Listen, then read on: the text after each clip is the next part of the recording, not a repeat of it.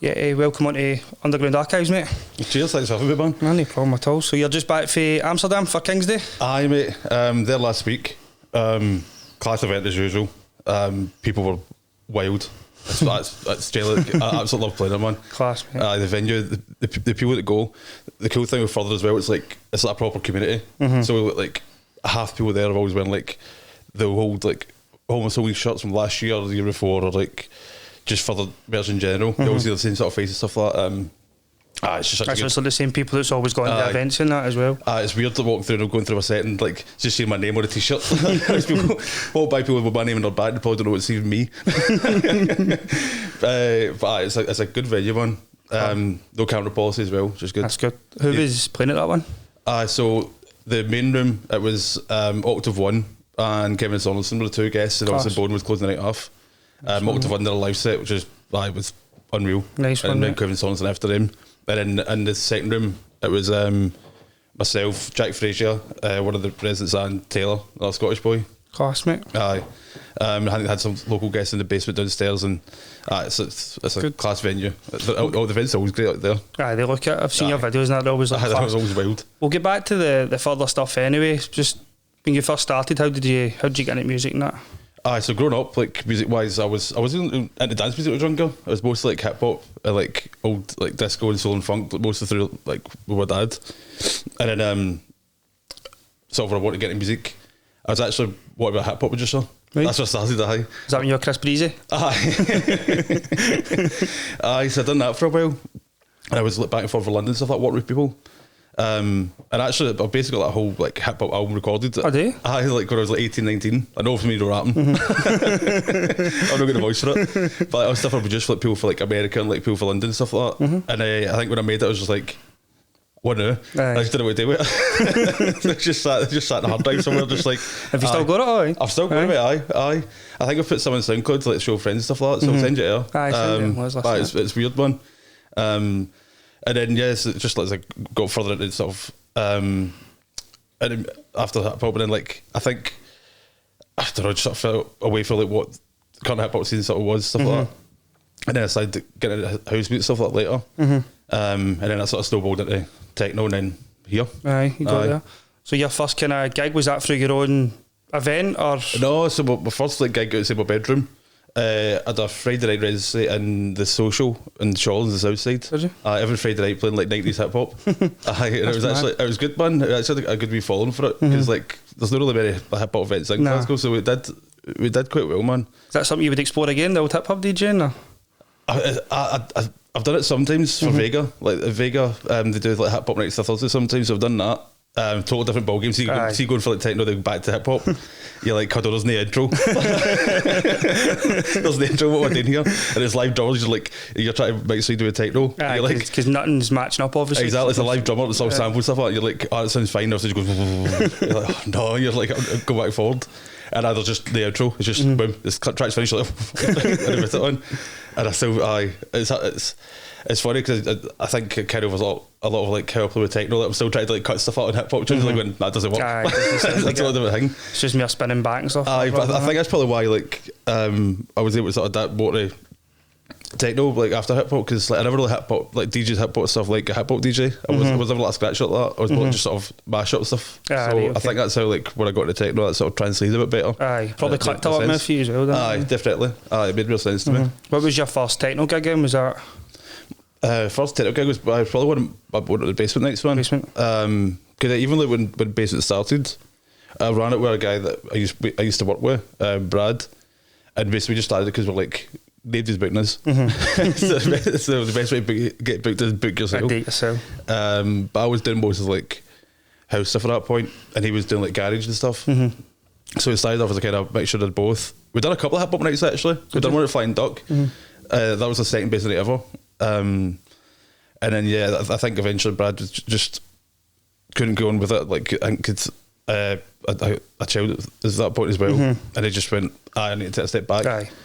And that's where Big Graham. I don't know if you met Big Graham. Aye, Big Graham. So Big Graham played a couple of support slots for us, And then when I was looking for something to run it with, I was like, makes sense, go to the big one. And me and him ran it basically until it ended. Class. You've done just about every club in Glasgow, didn't you? So Aye, basically, aye. The only one we never done was, I think, Berkeley Street. We've done everything else, aye. With like a year running the Cheetah, which is wild, like a year in sub club. Done SLG3 as well, obviously. Room 2. Aye, we've done really well, man. Aye. It was a good time, man. I do miss it sometimes, but I do get occasionally going, I might do it again. Don't miss the stress, but no, I remember I have panic attacks in the middle of the night, stuff like that. I don't miss checking Resident Advisor every 10 minutes, like tickets and refreshing the page, expecting it to change. So I don't miss that, but there was good times, man. But I think that's sort of behind me now. Aye. You brought quite a lot of names over as well for the basement, didn't you? Aye, we've done well, like guest-wise one. So like the likes of Scream, Sarah Andre, Rico, Remco, like James Zabila as well. We brought the sub club, his first sub club event, Butch. With loads, man. We've done really, really well with names. We're quite fortunate with the people we work with. We're actually decent to work with. Like we never had anyone that was like a hassle or like a bit devious like that. So now we've done really well, and obviously kept in touch with a lot of them as well. It's been good for connection wise. Class.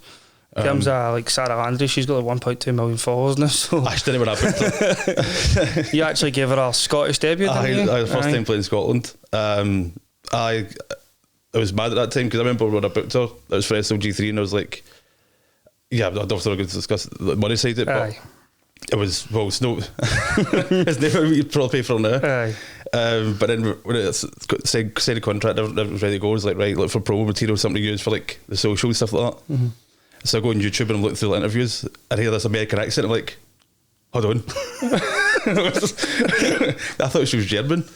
So I'm like, oh no, she's to America. She's talking like, oh, bring up the title scene in Texas. Like, going, what you did in Texas? And I'm like, it's like she's actually in Texas. Like, oh no, man. I was like, the flight's probably more expensive than she is. So I panicked and looked through the contract stuff. Like, no, that's it. I'm done. Game's a bogey.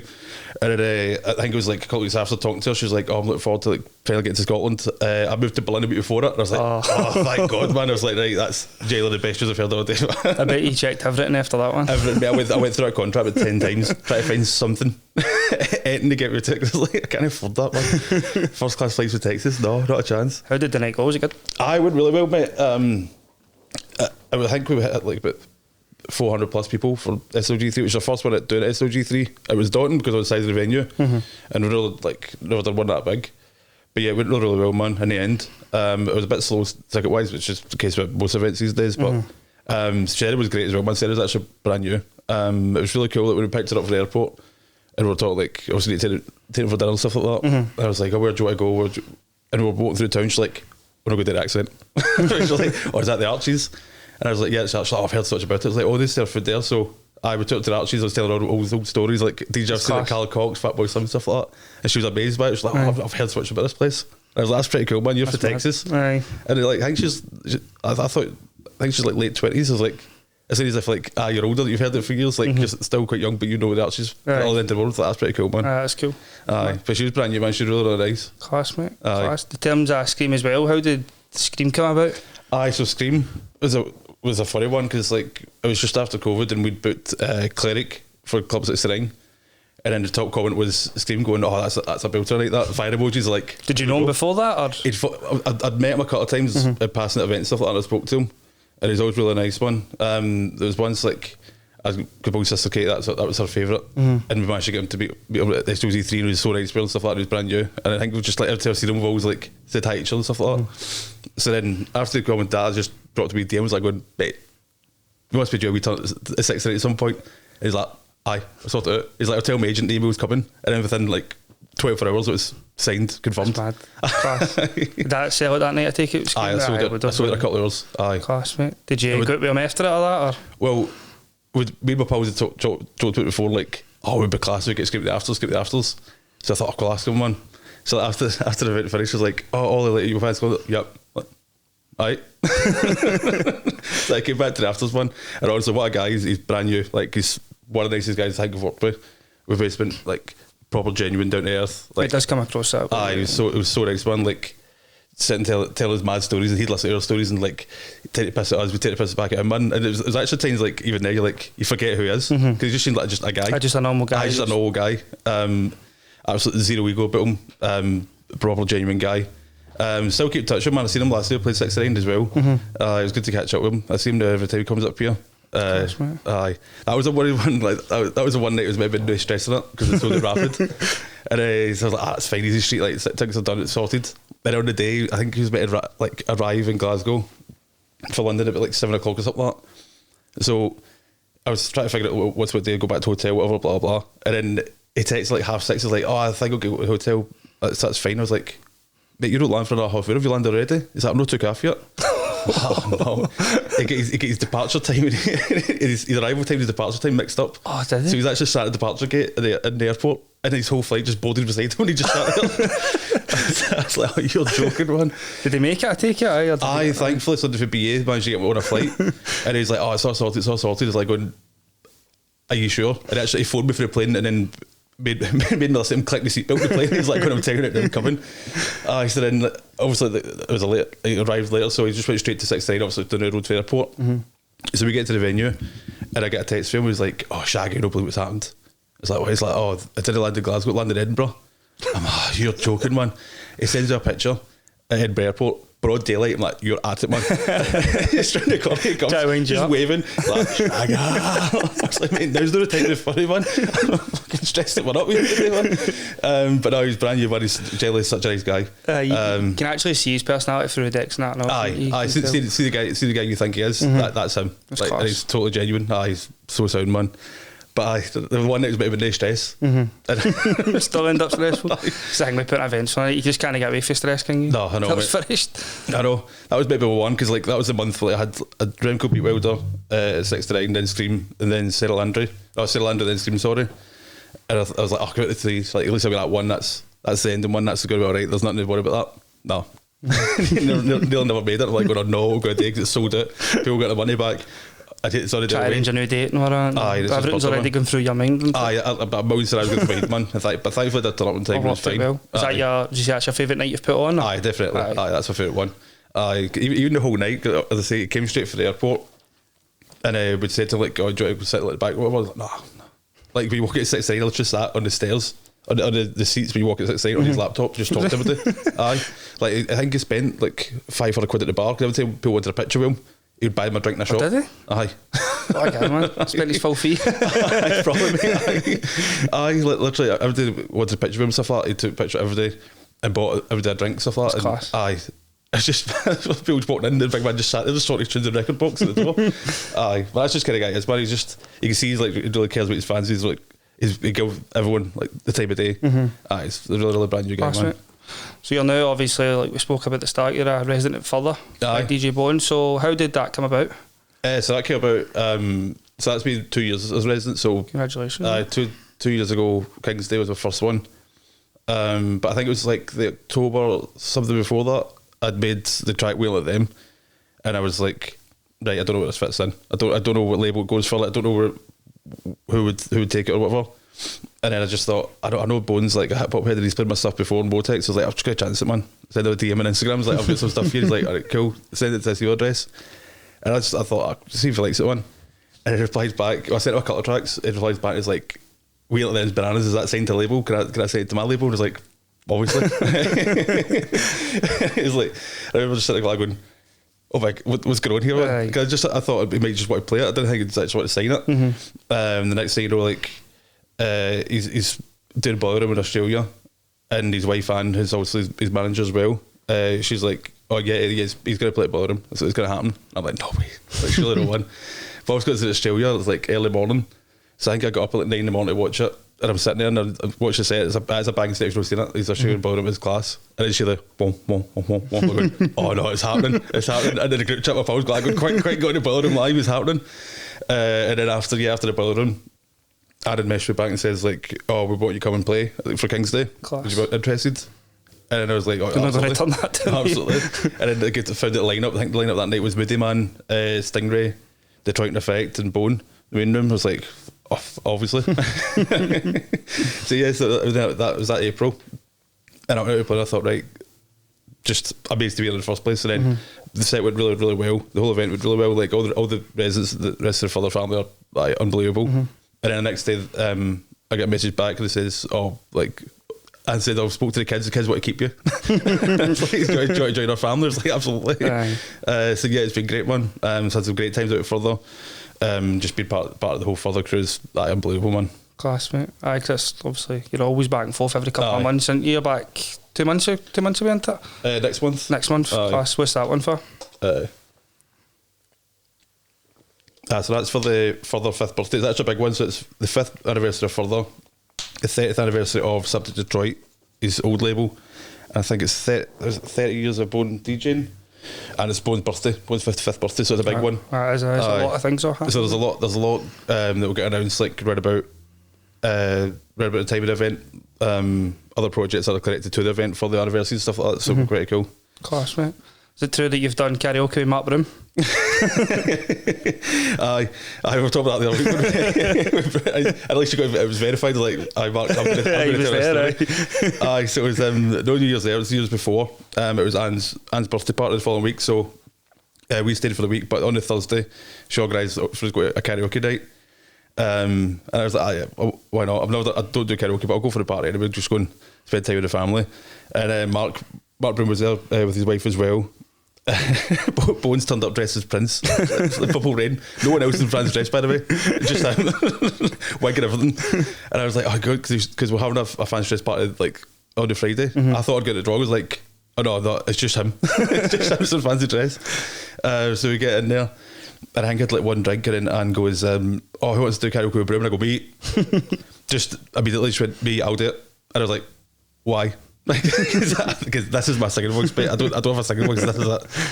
And I just stood there, I was like, what am I doing? Like, and I was just stood there, like, Mark stood there, I was just stood here, and he's like, we're doing it was Spandau Ballet, but I can't remember which one it was. I was like, oh no. But there was like 30 people still in this wee like private room, and halfway through I was just absolutely annihilating this song. Mark just sort of taps the shoulder and goes, yeah mate, we'll stick to techno. And I looked around, everyone left. Do you want to use a wee rendition at the night? Absolutely not. It was just basically me, Mark, Aaron, Bone. Everybody just left. I was like, aye, that's my first and last time doing karaoke, man. But at least, what way have your 100% karaoke record with Mark Broom? I know, that's crazy. It was funny. It was funny the other week at the Mark Broom event. I was like, when he was there, I was told Dana, I was like, by the way, just so you know, I'm going to have to tell that story, man. What were you dressed up as at the fancy dress?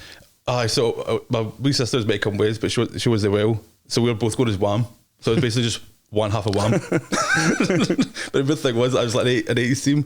The weird thing was, there was also another guy there dressed as Wham, who was also the other Scottish guy there. Two Scottish guys. So I was like, that's fine, now we've got a substitute.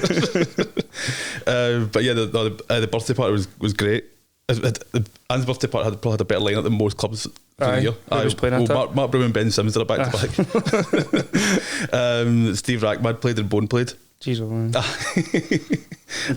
That's literally one of the best club lineups you've ever seen in your life. Was it just in the house as well? No, it was in Radion. It was in the club. So did they just hire it out for a birthday? I had it out for the venue, had the okay and stuff like that. It was class. It sounds good. It was brilliant because like we're all there ready to go, and Anne comes in, big entrance in an actual prom dress and everything. I was such a good night. It was probably one of my favourite nights going out there. Right, but I just, as I say, what a lineup for a birthday party. You've not got to Ibiza for him as well? So Bone was playing for Exhale, Am Lindsay's event in Ibiza, and he basically said like, I want to try and let us all work vacation. So Will went out like booked this villa.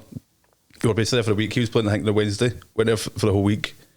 And I was just class, just chilling with him, man. Like, and then like getting backstage at DC10 and stuff like that. Getting in the booth, it was wild, man. Did he play your tune in DC10? He played his remix. He played his remix. It was just a class week one. Because just the whole it's really cool because it's a really like strong family. The whole family, everyone looks after each other. I was really close. Were you all kind of making tunes in that there, or was it just to chill? No, just chilling, mate. Aye, just a lot of drinking, a lot of a lot of volleyball in the pool and just chilling out. So it was pretty cool. Like, the only music night was Bone's event. Aye, Bone playing. It was a good lineup for that night as well because I think it was Tiana T was on first, then Eric was playing, and then it was what was it? I think it was Marcel Detman and Ben Clock, I think. Cool. And Anna Lynn's was playing as well. She had quite a lot of big names at the time she was doing that night, didn't she? It's quite cool. It's quite a big club, man. Like I've been through been my thing, but The VIP area was probably bigger than most clubs. Aye, It was a huge cool. one. It's a cool club because it's got the outside bit of that as well, and you can see the planes and that. It's cool. But Ibiza was a great one. But yeah, no, that's why I was like, when I go over there, I like to spend a bit more time. Look, I don't just want to leave the next day because I want to try and spend more time with like the whole further crew and stuff. Aye. Like you said, it's like a big family for you as well. Exactly. So. Because obviously I only get to see them like a couple of times a year, so any chance to get to see them, like I'll try and make the most of it. We'll do something. That's pretty cool. Class. Have you got any more like wee holidays or that like that booked up with them? Nothing yet, no. No, nothing yet. But obviously, I think there's a lot of work going on at the moment with further. There's a lot of stuff that's going around. So we've seen like the agency and stuff like that. So yeah, who knows what adventures we'll have, man, off the back of that. Aye, class. What's your favourite night you've played at for further then? Is it your first one or? The first one probably just because it was the first one. Apart from that, maybe the Long Garnier one, the last birthday event. It was Long Garnier playing first, and then it was him and Bone playing back to back for 2 hours. Mad. The first time ever they've ever done it, and it was wild one. But it's been so many good nights, one. Like you've closed it in that as well a few times, haven't you? I closed this second room that weekend there. Which I was worried because I was like, oh no, like, what at the same time as Bone, like I'm going to be dead, but it was pretty busy, man. I've seen the videos, it looked busy. I was busy. I always worry, like, but that's the thing, see the further events like that stacked the lineup, you're always going to clash with somebody. You're not going to have a clear run at it. Aye, when you've got such strong lineups, like you're going to be at the same time as somebody, man. Because I think there was one time, like, I was worried because I was playing at the same time in the main room as Marshall Jefferson in the second room.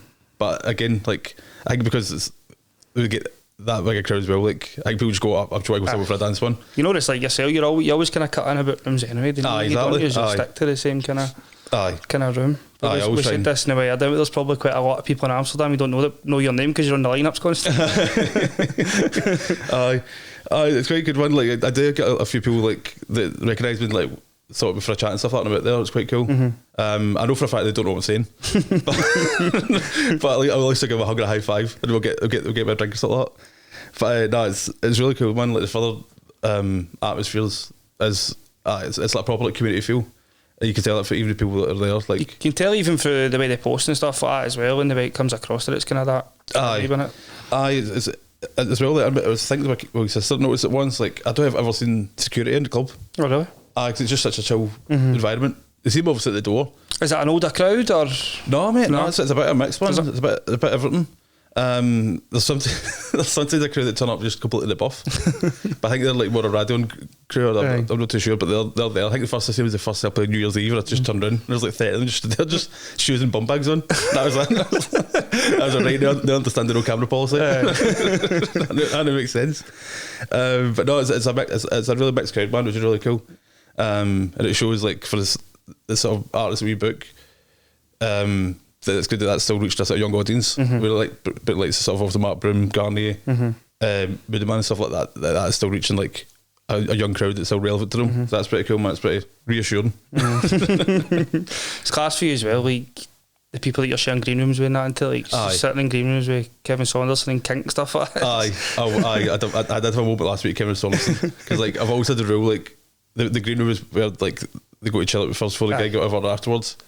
Like, I have a chat, but that's it. But I was like, I'd take any picture of Kevin Saunderson, but like, I did need a picture.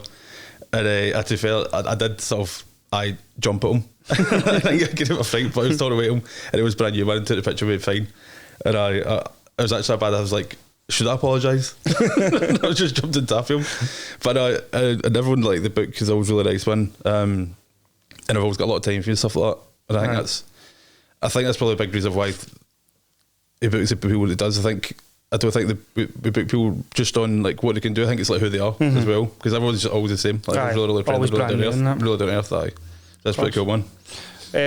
Music wise, have you got EPs coming out soon? Or? Aye, so there's another further EP coming out. I believe it's next month. Class. So that should be. I should hopefully be using that soon. Because it's all ready to go. The masters back there, artworks and stuff like that. So I'll hopefully get using that soon. And yeah, I'll just try to get more work done. I've got some more stuff sent, some more stuff made. I just need to try and find a place for it now. But yeah, further one's definitely coming out next month. Remember we were at Mark Broom last weekend as well, and he played his remix of your song. Aye.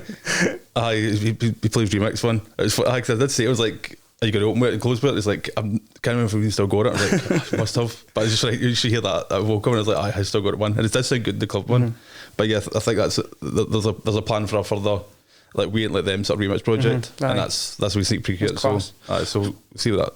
Would you kind of say for your experience then, because you've put on a lot of events and brought over big names, but then that one tune kind of is sorted you here, would you say, do you think the events was worth putting your name out there, or do you think the production side's more? The production side's definitely a kicker, definitely, because the events were good and stuff like that, but if you notice, like, you did events, like, they're not coming to see you. They're seeing you. They're not there to see you. Kind of thing. And you always get people like, oh, his set was great, blah blah blah blah. But if you're just playing yourself, would you come and see you? So the production is a big game changer, definitely. Especially like reaching outside of your own city and stuff like that. Because I get tagged in videos all the time, like people like all the world like playing my tune still. And I just don't get that with it. One. And his label helps push that out for you as well. I definitely like being obviously connected to Bone, and also like that was actually the first release on the Further label as well, which is mad. we released the same day, but I am Further 1 and his EP was Further 2. I remember you telling me that at Mark Broom, because he said that your track was more the kind of style of looking for or something. I was. He said it's a sort of like the statement for the label of like, we're Further and we aren't like them. So I think it's like, right, that's what it started with. Released on vinyl as well, didn't it? Came out on vinyl as well. Was that your first vinyl release? First vinyl, first vinyl. That was quite funny, man, to actually see like a sort of physical copy of your music, man. Because like, streaming and like download stuff like is one thing, but actually having like a physical thing, that's pretty cool, man. That's pretty cool. People's got that in their collection as well. So. Loads of films have bought it, like got it in the wall and stuff like that. Because I didn't get any turntables, I can't even play it.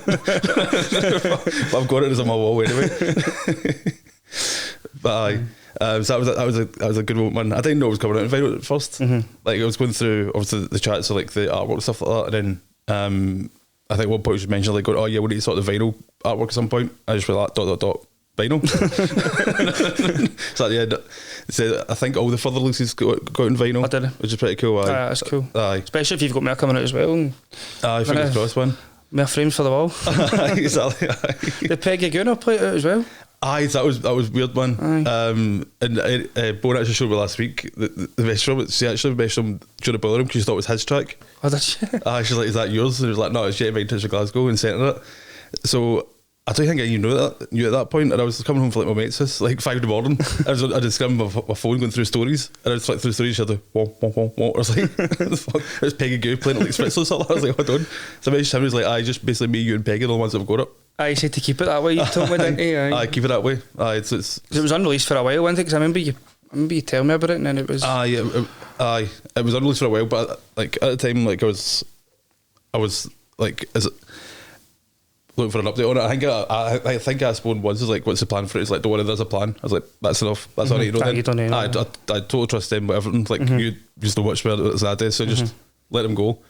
But he was always playing it like anywhere he played, and I always posted videos about it. And obviously, then when it came out, you've seen loads of comments on SoundCloud and stuff like going, waiting for this in such event, waiting for this in such event. So that was the plan. Must be a feel good feeling for you as well, seeing that. You know, mad. People are just waiting for your tune.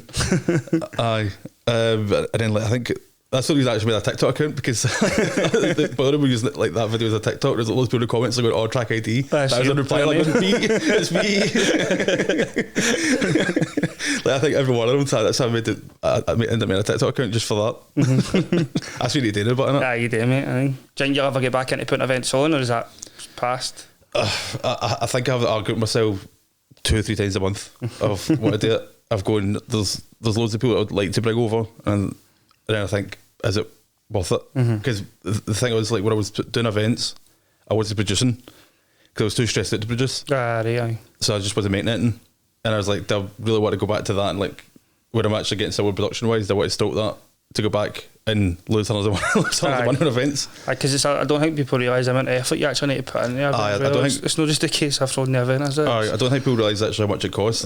We actually break it down that you need to obviously like pay the artist fee and the booking fee and tap that, and obviously your 20% VAT and tap that. Then you get your flights, your hotels, your food, your promotion material. That's before you've marketed it.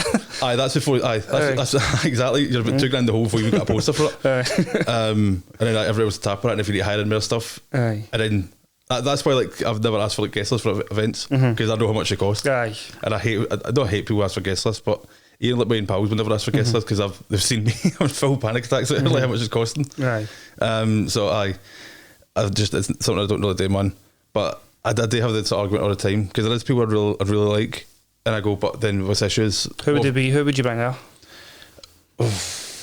No, I'm not telling you in case I didn't say it.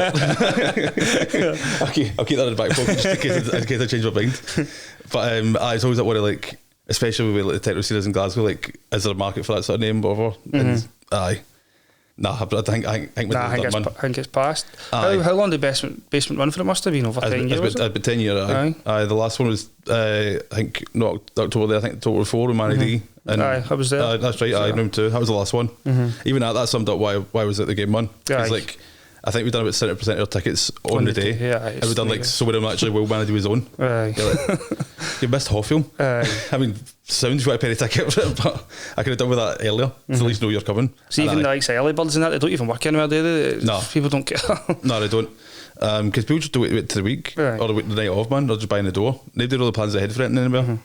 And it's hard, it's stressful. That's basically loads of big events, like events that we were doing. Like you could take that risk. Like I can take this and hope like the door sales come, and I can see if it happens. But if you're putting on like Riverside, that's where Riverside obviously is working. Aye. Because they can't rely on going, I will take a chance in the door. On the day. They've obviously their overheads are way better than ours is. They need to know guaranteed numbers.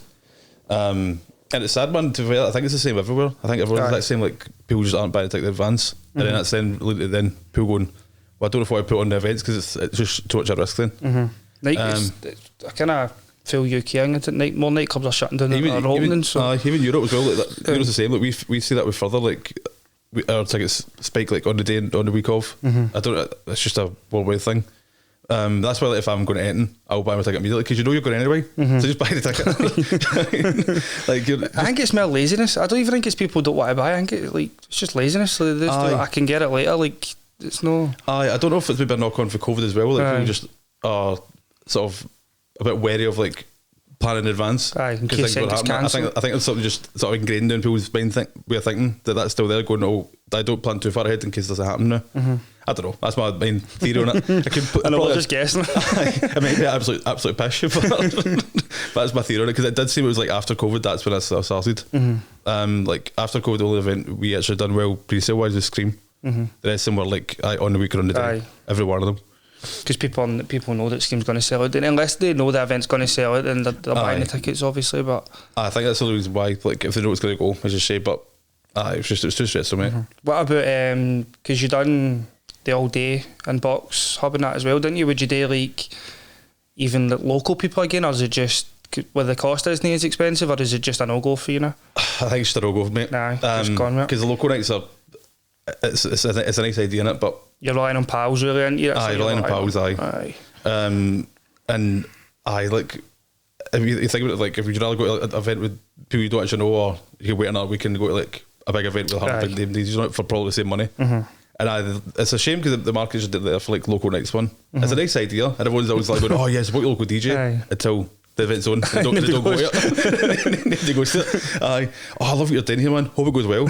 You're not coming? No. But I hope it goes well.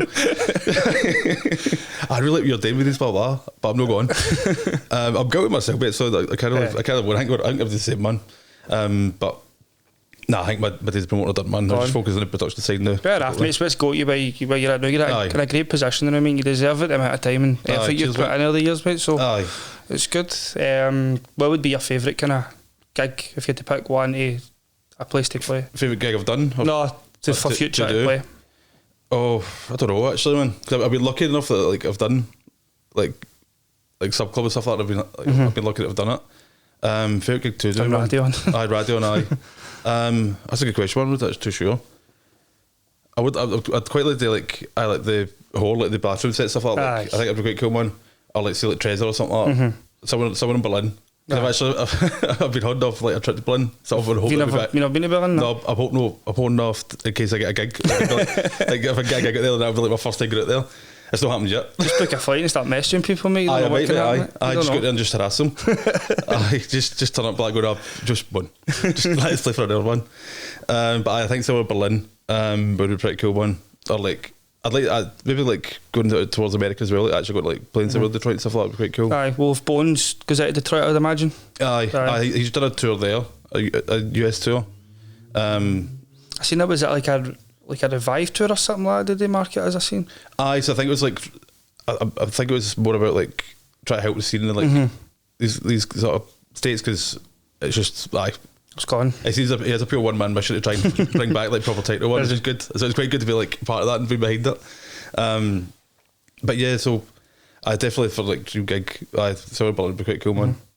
Who's playing in the next one? Oh, I don't know yet. It's still been announced. Oh, is it not getting announced? No, it's still announced yet. But I imagine they'll be using that soon because it's like a month away now. But no, the next one should be a good one. And there's a couple of cool projects that like connected to it because of the anniversary. So keep around the socials, you'll see them. That's pretty cool. Class. I don't always say too much because I get myself in trouble. Well, yeah, thanks for coming on, mate. It was good to have a chat with you. Pleasure, mate. Thanks for having me, man. Mate.